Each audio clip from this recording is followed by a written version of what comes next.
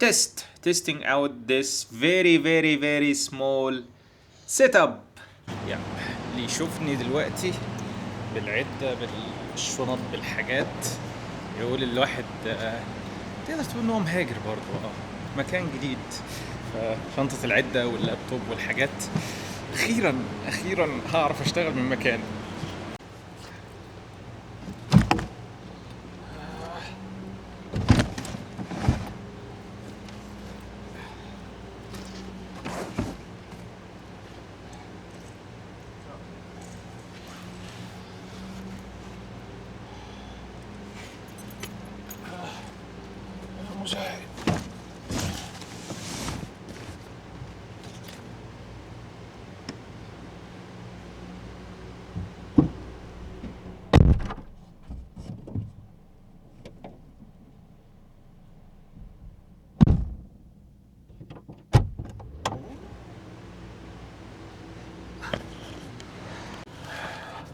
بسم الله توكلنا على الله ولا حول ولا قوة إلا بالله.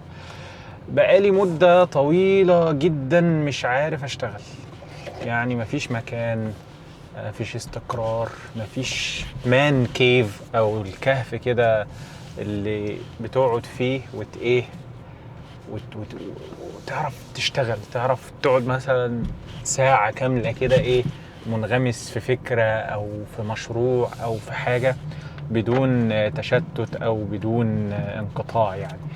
فمتحمس جدا جدا جدا إن يمكن النهاردة هو أول يوم هقدر أعمل ده في مكان فيه استقرار وفيه هدوء ومخصص للحاجة دي. يعني كنا اتكلمنا قبل كده كتير في دروس اونلاين عن فكرة هندسة البيئة، او مش كتير بصراحة، يعني محتاجين نتكلم اكتر عن الكونسبت بتاع هندسة البيئة، لان فكرة ان يكون في بيئة لحاجة معينة ده بيفرق جدا جدا جدا جدا في انتاجيتك وفي تركيزك وفي انجازك بخصوص الحاجة دي. في حين ان في بيئة مخصصة مش مخصصة لحاجة بل لكل حاجة، ده للأسف الشديد بيبقى سيء جدا جدا جدا وبيخليك غير منجز على الإطلاق. فاكسايتد جدا الحمد لله يعني الذي وفقنا لهذا. واهو يعني يمكن الانقطاع او عدم الانتظام في تنزيل الفيديوهات الفترة اللي فاتت دي كلها كام شهر، كذا شهر صراحة. يعني احنا بننزل الحمد لله فيديو كل اسبوع بس مش ملتزمين بيوم الجمعة بسبب ده، بسبب ان انا في حاجات كتيرة قوي قوي قوي قوي بتحصل، فالواحد مش قادر يركز وينطلق في موضوع الفيديوهات. وفي حاجة بقى مهمة جدا جدا حابب اكلمكم فيها النهاردة، بما ان ده يعني اول فلوج بعد سنة او اكتر يمكن اكتر والله.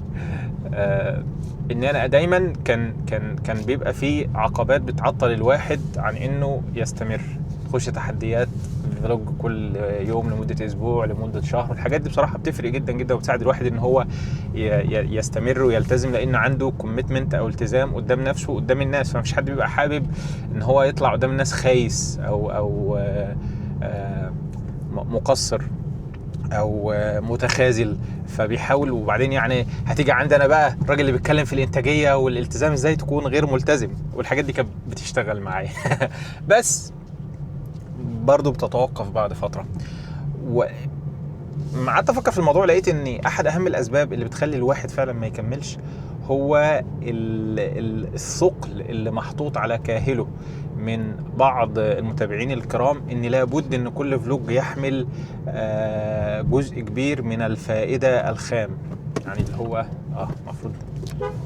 مفروض كنت تدي اشارة يا ريس. الفائدة الخام اللي هو محتاج، يعني مثلا قعدت 10 دقايق بتفرج على واحد راح كافيه وقابل صحابه ومش عارف ايه اللي انا استفدته. فده كان دايما بيخلي الواحد خلاص مش هصور حاجة ما عنديش حاجة اقولها لكن اكتشفت ان الانسان بيبقى عنده حاجة يقولها لما يبدأ يتكلم او انا يعني اهو انا ما كنتش مخطط لاي حاجة من الحاجات دي دلوقتي، ولكن الواحد بدأ يتكلم فيها كده مع سير الافكار. فحطيت لنفسي كده ورك فريم او اطار عمل بالنسبة للفلوجات، ان الفلوجات ديت هتكون بمثابة توثيق مرئي لحياتي، فيجوال جورنالز ليا قبل اي حد تاني. هو هوستد، يعني هنستخدم يوتيوب كهوستنج سيرفيس. كويس. في حين ان حضراتكم عندكم الفرصة ان انتوا تشاركوني هذه الرحلة الحياتية، تمام، بمللها، بمشاكلها، بلحظات فرحها، بكل الحاجات اللي فيها دي. ف ما عادش عندي الثقل بتاع ان لازم الفلوج يبقى فيه فايدة صريحة قوية تقيلة. للاسف شديد ده بيخليني ابطل، وبيبقى كفايه عليا قوي ان انا اركز على فيديوهات دروس اونلاين اللي فعلا لابد وحتما ان يكون فيها شيء من الفائده. ولكن بالنسبه للفلوجات ده فيجوال جورنال، اللي هو يعني ايه، توثيق لليوم بس، لا اكتر ولا اقل. ممكن اليوم ده يبقى اكتر يوم ممل في الحياه، اوثقه عادي واحطه ضمن الايام يعني. و ده يعني لا تتخيل سعادتك قد ايه الموضوع ده خفف عني وخلى الموضوع ايزي وبسيط جدا جدا جدا، وما فيهوش نوع من المسؤولية الكبيرة، يعني حررني من هذا الموضوع. فبشكل ما تصورات الإنسان عن الأشياء هي اللي بتفرق جدا جدا جدا جدا جدا كتير جدا كتير. يتناولها ازاي؟ تقدر تقول ان هو اكتيف بروجرامينج، اكتيف سيلف بروجرامينج. انت وده ملوش علاقه بالبرمجه اللغويه العصبيه والكلام ده، ولكن فكره الكلام اللي بتقوله لنفسك، او الصوره اللي بترسمها في ذهنك بحيث انك تتناول الاشياء بطريقه معينه، هي دي اللي بتاثر في طريقه تعاملك مع تلك الاشياء. واكبر دليل اهو، يعني انا بالنسبه لي لما حطيت هذا التصور حسيت براحه شديده، وحسيت برغبه شديده جدا في ان انا اصور واسجل. مش شرط الموضوع يكون طويل، قصير، ممل، عادي، مفرح، مبهج، حزين. It's a visual diary، هو مدونة بصرية بس. مش لازم يكون في تايم لابس. لو في حاجة استدعت ان يكون في تايم لابس جميل، مفيش، تمام. مش لازم يكون في حاجة اكسايتنج طول الوقت. لو في حاجة اكسايتنج، تمام، مفيش، شغال. فده خلاني اركز ان انا اعمل الحاجة ديت ليا، ان انا لربما فيما بعد 10 سنين 20 سنة الواحد يكتب بقى اوتوبايوجرافي باي فيبقى عنده مخزون كبير جدا جدا جدا من الأحداث والذكريات والأفكار اللي أنا شبه متأكد إن هي هتتغير مع الوقت أو هتتبدل أو هيتم صقلها بصورة أو بأخرى. ولكن فكرة إن الإنسان يكون عنده نقطة مرجعية، reference point يرجع لها، ده شيء عظيم، ده شيء غاية في العظمة. ما طولش عليك، قول طول براحتي بقى. ده الشيء اللي انا مركز عليه دلوقتي. واتمنى يعني تقدر تقول رحلة، ويلكم لو انت عايز تشبط معانا، يعني تشبط معانا اللي تركب معانا يعني في هذه الرحلة الجميلة. وبس. جبت الزرع ده زي اللي عندنا في مصر، نفس المورد تقريبا. يعني المكان لما بتحط فيه زرع اخضر او حاجة لونها اخضر تفرق جدا في النفسية بصراحة. يا بسم الله، الحاجات ديت لسه محتاجة تتركب.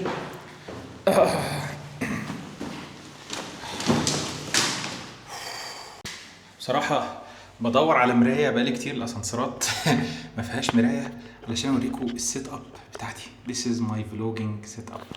هذا المايك بيأتاتش ماجنتي هنا، فاقدر احطه كده، ولو هتكلم بلفه ويبقى واخد صوته بشكل كويس. مش لازم احطه هنا بصراحة يعني، بس لو في فرصة وانا سايق بتبقى كويسة. بس البراكتيكاليتي او العملية بتاع السيت اب دي عظيمة. ممكن يبقى فيه فلوج كامل عن السيت اب الجميلة دي.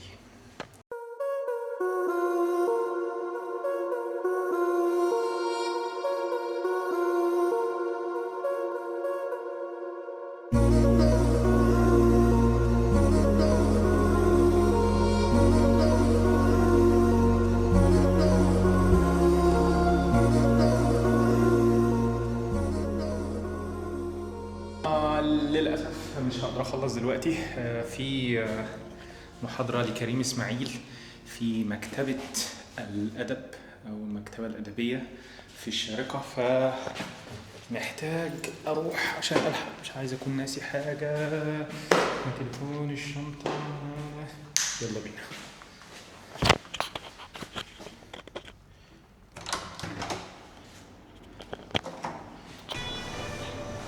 الثقة بتاع الفنادق ريلاكسنج دي، في حاجة أنا لاحظتها، وهي إن أنا في كل نقلة في حياتي، انتقالي يعني من مكان لمكان، بتنشط قوي موضوع الفلوجات. مش عارف، دي ملحوظة خدت بالي منها كده يعني بشكل غريب.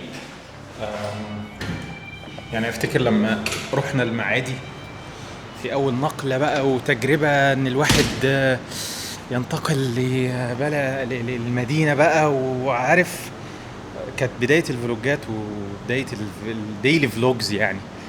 برضو دلوقتي أنا نقلت الإمارات، برضو سبحان الله تجدد هذا مش عارف، ملحوظة غريبة. يعني عشان اوريكم مدى سهولة ويسر، وبرضو ان انا فكرت في الموضوع ازاي اخلي موضوع الفلوجنج ده اسهل ما يمكن.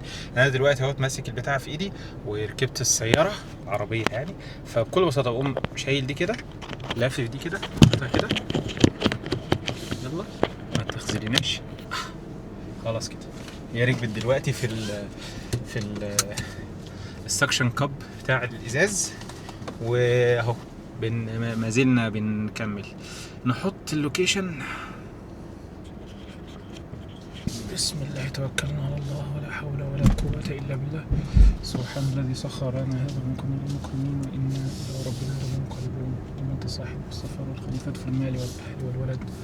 In 200 meters at the roundabout, take the second exit.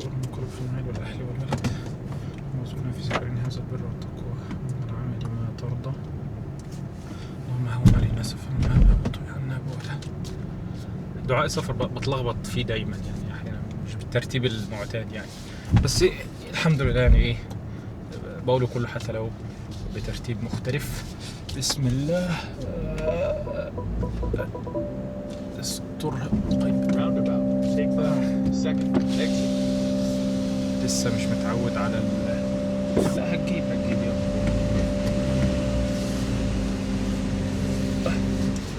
العربية احيانا بتكلبش لما بتحس ان انت هتخبط، وده اوبشن كويس يعني بصراحة. يلا نفتح. هوبا هوبا اهو الكارت اهو اهو اهو. يا جماعة ما ينفعش كده.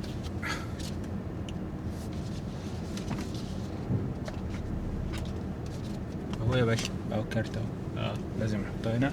ماشي يلا. هوب استر. يا ترى هنطلع من هنا من هنا، يلا من هنا سيان. بسم الله.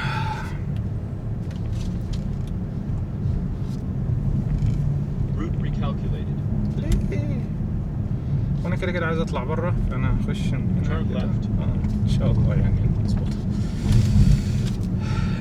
الواحد بيحتاج شوية وقت على ما يتعود على الطرق ويرسم الشوارع في دماغه. طبعا كلنا بنعتمد على المابز وجوجل مابز. في الامارات على فكرة جوجل مابز is useless unless ان انت معتمد يعني شاطر قوي وعارف الطرق وكل حاجة. هنا يانجو مابز هي الافضل جدا جدا جدا جدا، عشان بتوري لك انت المفروض تبقى في انهي حاره وانت طالع كوبري وانت داخل، لان التصميم بتاع الشوارع والطرق هنا مختلف يعني، واخد اعتبارات السلاسه، فبالتالي بقى في تفرعات كتيره وبتاع، فايه يعني دخلت دخلات كتيره غلط بسبب جوجل مابز. يانجو مابز لا قلل الموضوع ده جدا جدا جدا يعني، الحمد لله. المهم يا سيدي ما طولش عليك، قول طول. كنت هقول لك ايه؟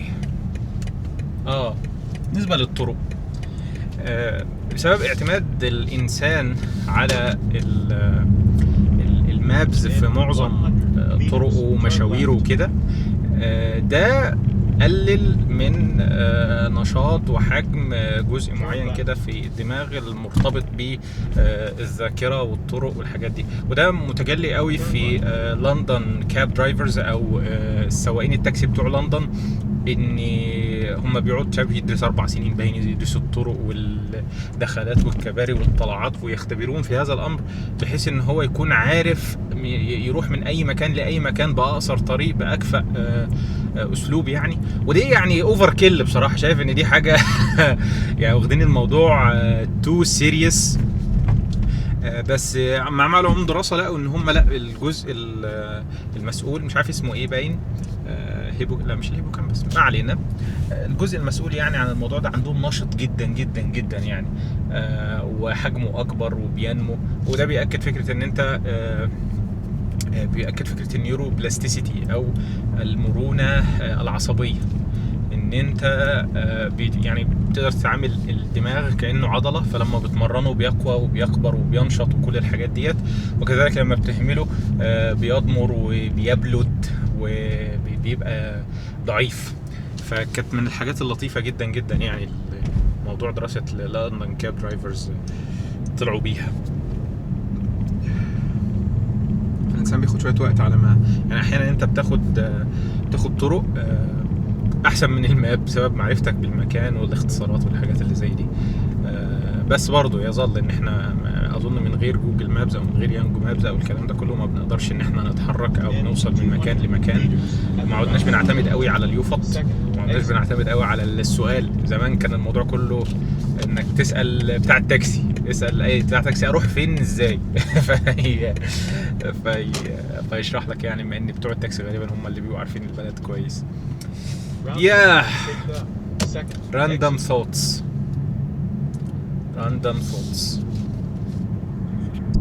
Okay, Osmo connected. Yes, amazing. من الحاجات العظيمة بصراحة يعني، واللي بتفرق جدا جدا جدا في السواقة هي الأخلاقيات. طبعا دي مش تقدر تقول it's not our strongest suit عامة يعني، ولكن بتفرق قوي قوي قوي قوي اخلاقيات السواقه، او كما يقال هنا السياقه. يعني فكره الاحترام وفكره التقدير وفكره ان انت لما تغلط يعني اغلط، يعني ما فيش حد معصوم من الغلط، ولكن يعني ما تكبرش، تعتذر عن الخطأ ده وتطلب الايه نوع من السماح يعني من الشخص اللي انت غلطت في حقه او خبطت فيه او ايا كان.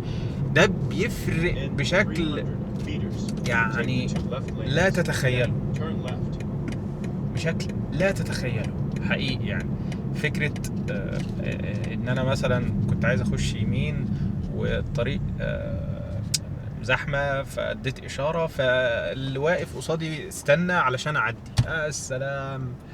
فانا عايز اقول له شكرا، يعني عايز اقول له حبيبي تسلم. فهنا انا يعني فكره ان انت تعمل ازعاج وتستخدم الزماره او الكلاكس لا يعني مشكله، يعني مش مشكله، ولكن انت بتهدم. يعني انت سمعت حاجه، سمعت زماره من ساعه ما طلعت لحد ما فيش، ما سمعتش. انا ما سمعتش حد ادى كلاكس، كله ملتزم، كله يعني ماشي في سكته، كله يعني ما فيش، سبحان الله. فديته 2 انتظار، عارف اللي هو الفلاشات من ورا كده اللي هو ايه شكرا. انبسطت قوي بصراحه ان انا يعني خدت بالي يعني ان انا عرفت اصلا دي معناها شكرا، وان انا يعني شكرت الرجل ان هو عداني.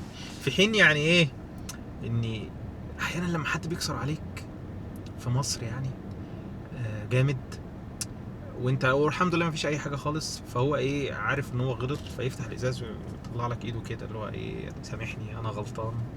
بتفرق، معناها ان انا شايفك، معناها ان انا مقدرك. يعني الانسان بيحتاج للتقدير صدقا، يعني بيحتاج ان هو ان انا شايفك وان انا عارف ان انا غلطت في حقك فسامحني. كان الدكتور عبد الوهاب المسيري الله يرحمه كان بيتكلم عن الرد المنطقي او الرد مش المنطقي ولكن الرد المعتاد، اللي يقول له حقك عليا سامحني، فيقول له اصرفها منين؟ اصرفها من انهي بنك دي؟ فرغم ان احنا اتربينا ان هي كلمه معتاده جدا لما ايه تعبر ان انت لا، ما انا اعتذارك ده هعمل بيه ايه؟ حلليش المشكله، ولكن الانسان بيغفل في حاجه مهمه جدا جدا اهم من التعويض المادي، وهو التعويض المعنوي. ان انا شايفك، ان انت مهم، ان انا بطلب منك تقبل اعتذاري. لان في حاجات ما فيهاش تعويض مادي، ما فيها هعوضك ماديا، ما فيهاش. في الحاجات اللي فيها تعويض مادي لا اخد التعويض المادي، ولكن في اشياء اخرى زي ما قلت لك حد كسر عليك بتاع هتقول له هات فلوس ما فيهاش. ولكن فكره ان هو يقول لك سامحني حقك عليا، انا شايفك، انا مقدرك، هو ده التعويض. سبحان الله بتكون متعصب جدا وابن فجأة ماشي يا عم.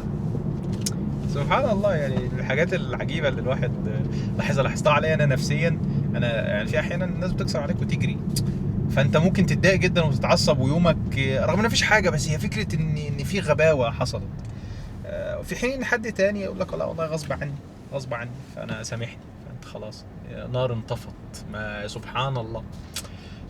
وتلاقيك بتسترجع بقى معاني كويسه اللي هو كلنا بنغلط، تلاقيه ما كانش واخد باله، حاجات من هذا القبيل تلتمس له الاعذار. فسبحان الله من الحاجات الجميله جدا جدا جدا يعني.